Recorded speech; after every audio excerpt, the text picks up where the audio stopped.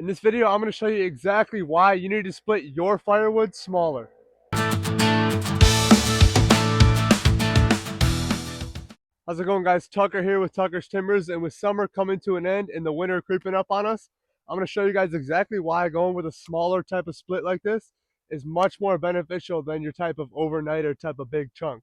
So the first thing that's very important is the speed in which you can dry your firewood. If you split and cut all your firewood by yourself, a piece like this compared to a bigger chunk is going to dry 10 times faster because the center of the wood is going to stay wet for longer if the piece is physically bigger.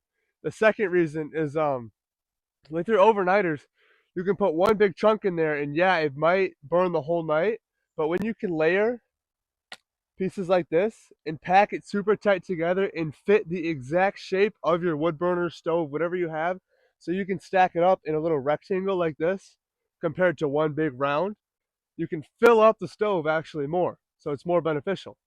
The third thing, this is probably the biggest thing, is the lack of smoke when you shove a whole bunch of small pieces in there. So when you put a whole bunch of small pieces in there that are all 15, 10% moisture content compared to one big guy that might be 20, that thing is going to smoke once it gets to the middle, once it gets to its core, because it's still wet in the middle. Um, yeah, you can find overnighters that are big and dry, but those things have to be sitting out for years and years and years. So this is all cherry and white oak here, this piece of white oak. If I split it up all this small, it'll be dry in 8 months, 6 to 8 months, and that's how long this has been sitting here. This is I saved this for the winter time. I hang on to it until I sell it in the winter time. So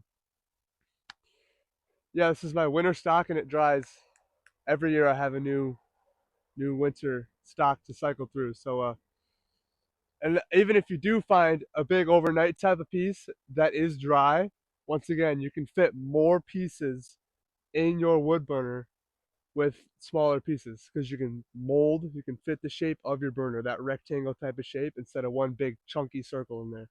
So I have some logs down there by the splitter that I gotta get split up, and I'll show you guys. I'll kind of walk you through um, the sizing and how I split it.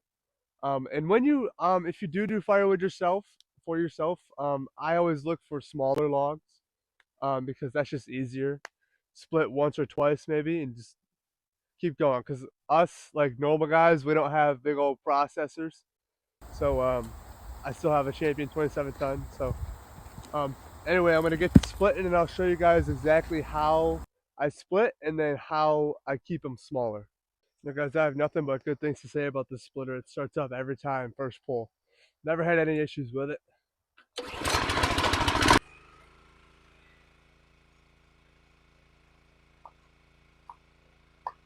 kind of scale that I stick to, no more than 3 inches wide. So I have found that the benchmark, yeah, that's just what it's been. It's been working out really great. I started this whole firewood thing probably only 8 months ago, and it's been going really well. With LLC and everything in the state of Michigan. So, so if you are in the firewood business and the demand is extremely high in your area, then splitting smaller allows you to turn around the wood so much faster. You can move it so much faster. When you split it smaller, um, dries faster. You can load it easier, less taxing on your body. With guys like me, I don't have a loader of some sort. So there's that part to it. And then if you are in the business, know what kind of wood you're buying and know how fast it dries. Keep your wood off the ground because that is the number one killer of firewood. Don't be afraid to buy logs like this, guys. One split. One split, less cutting time, less split time, more money. That's another thing. When you're storing your firewood, you know how much sun that's getting right now? There's no canopy above right here. So that sun and that wind really hits that wood beautifully. Another thing, guys, is splitting this smaller stuff is when you put it in your storage, you actually have more wood. Um, there's a lot of mass when it comes to firewood, actually. So when you toss wood into your trailer, so like my 4x8 trailer for example, I stack the back 2 rows, I stack them, and then I toss the rest in to make sure that I'm giving the customer a full base wood. But when you are tossing wood that is big or split into storage, trailer, anywhere, the rule of thumb is that's 30% less than the dimensions of that trailer. So if I had my 4x8 trailer and I was tossing in the wood, I would only be delivering 70%. So that same type of thing applies to my storage. I'm throwing bigger wood in there, it takes up more space, more air gaps from the wood, and I don't get nearly enough wood. So that's probably it for this one.